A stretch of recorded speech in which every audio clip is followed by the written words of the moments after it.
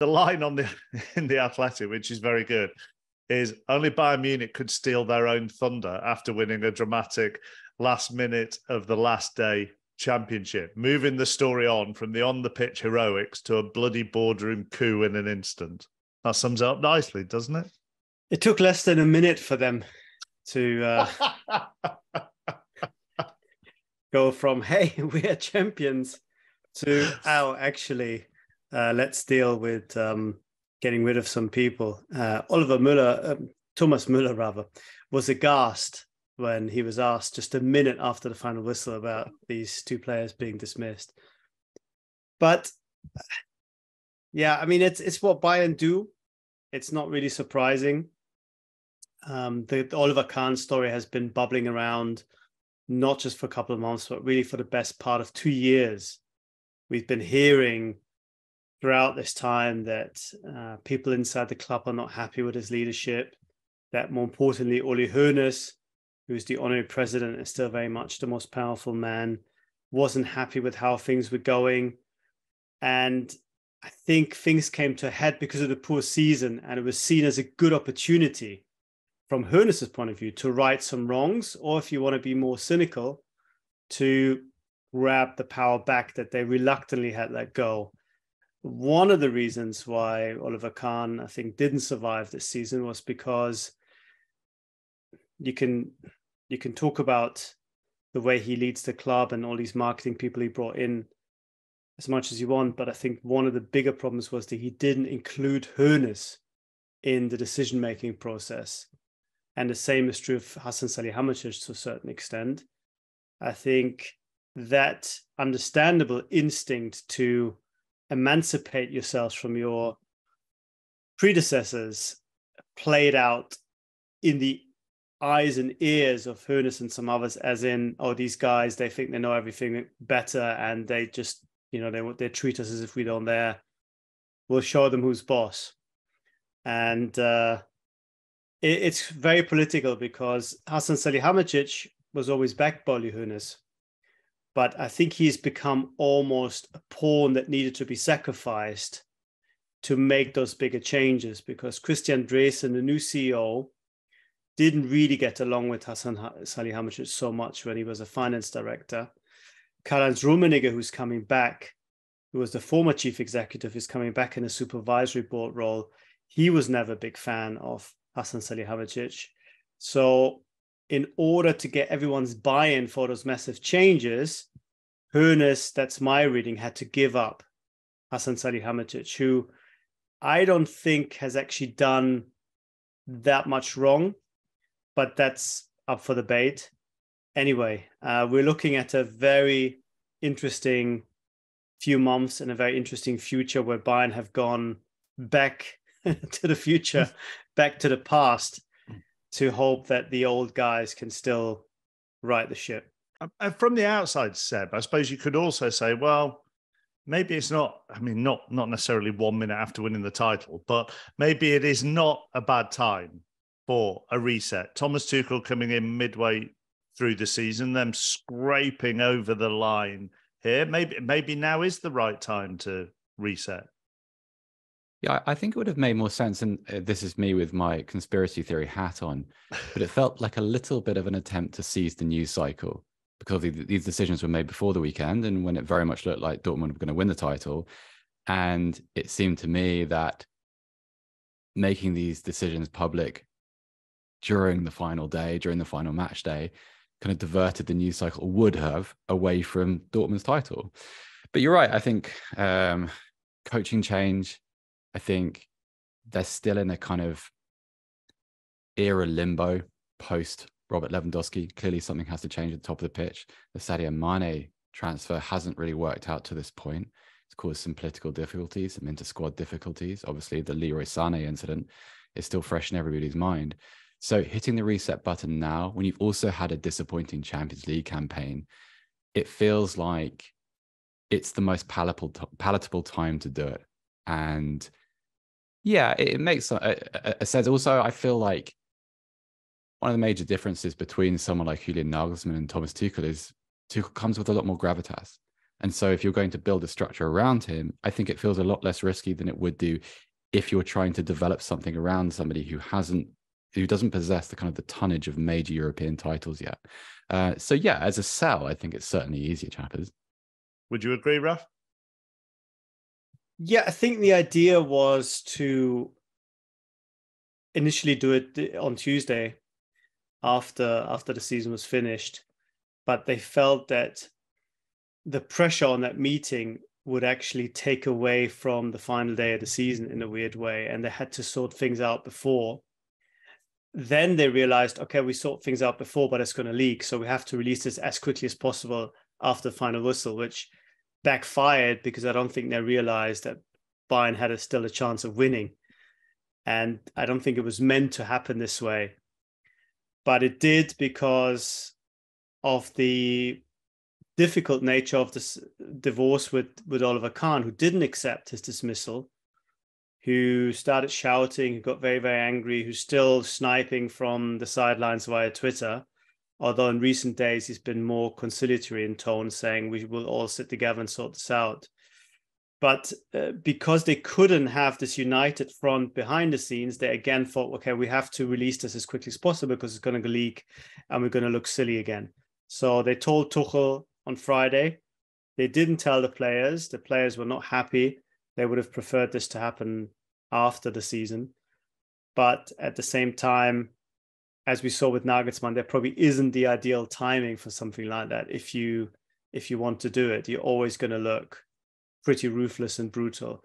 But just to pick up on something that Seb said, I think once again, Tuchel is very important here because if it hadn't been for him, I don't think Julian Nagelsmann would have been fired.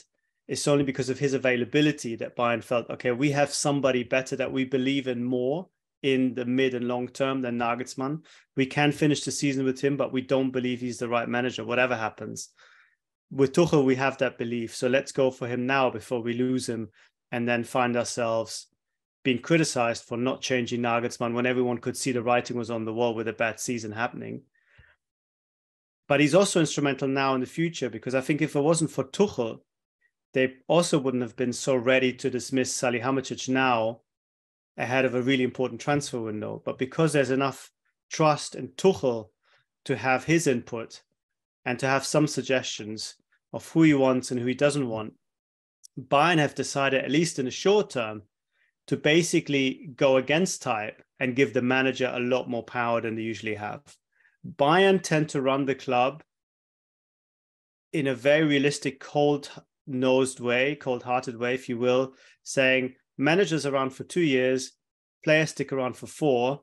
It'd be crazy to let a manager decide who he wants and he doesn't. Because by the time the guy comes in, you see it now with Konrad Laimer from Leipzig, another Nagelsmann signing is coming in, but Nagelsmann's already gone. But now, because Salihamidzic is not there and they haven't got anyone in place, they said, you know what, at least for this summer, we'll let Tuchel do it. We believe enough in him that he's not going to suggest 1 or 2 duds. And we think that is, as a one-off at least, a risk that we can and must take in this moment. It also feels, Mark, like the higher up the game you go as a coach, the less influence you have over squad building, with maybe the exception of someone like Pep Guardiola.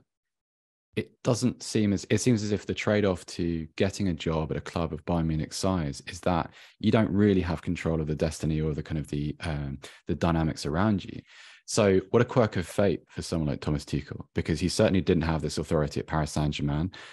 From what we know of his time at Chelsea, particularly how it ended, of course, he didn't have that authority there.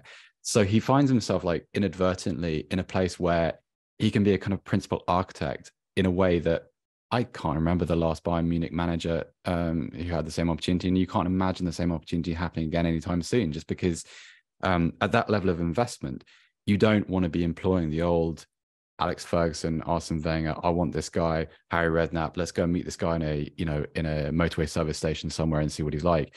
That doesn't exist anymore. And I'm not saying that that's what's happening in Bavaria right now, obviously, but it's an interesting dynamic, and it's an opportunity perhaps to look at a different part of Tuchel's skill set, which otherwise we wouldn't have had. So there's a lot to do there. At the same time, I think Raf has mentioned this already, but you can see Bayern operating from a position of strength this summer. Someone like Victor Osimhen is probably out of their price range. I can't see Bayern spending more than 100 million euros on a single player.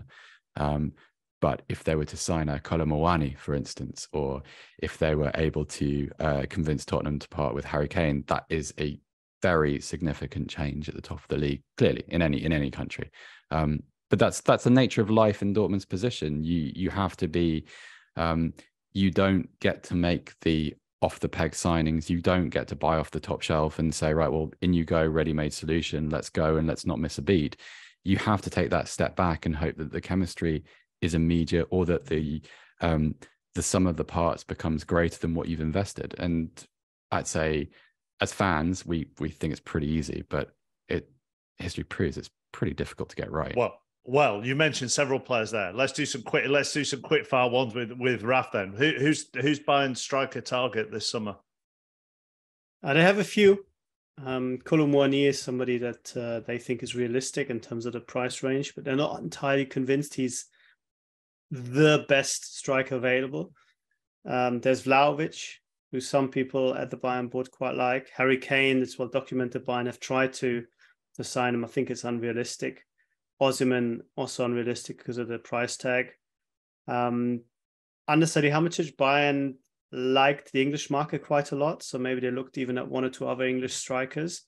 But now that the new old regime is coming in, I don't know if the focus will shift again more towards the Spanish and Italian market. So yeah, it's one of those, and it's still a midfielder.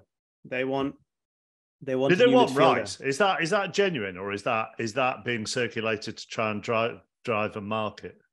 No, they want Rice, and the story didn't break in London. It came from Munich. There was a delegation, including Thomas Tuchel, maybe even meeting at a motorway stop, going to London and talk to Rice 10 days ago. So yeah, they're serious. Again, I think valuation might scupper that. I don't see them spending 200 million on two players, but they could probably, if they sell one or two, they could probably just about do it, especially if now the supervisory board says, you know what, we need a lot of money. Here's the green light. Go for it. So yeah, it's going to be very interesting summer, and perhaps more intriguing even is who's leaving, because Sadio Mane is a player that they would like to sell. It really hasn't worked out. But beyond that, there aren't sort of obvious candidates, because these are all players, well, most of them who've won the Champions League in 2020. A lot of them are German internationals or other internationals. There aren't sort of any obvious weak players that you wanted to sell, unlike the season before where they got rid of Omar Richards and Mark Rocker, for example. You'd really have to go to basically starters, and that's going to be very interesting. There's talk of Leon Goretzka maybe being up for sale, but that would be a big statement to get rid of a German international who not long ago was seen as the ideal partner of Joshua Kimmich in that double pivot. But I think Tuchel might see things differently. I think he wants somebody slightly different there, and that's where the interest for Rice comes from.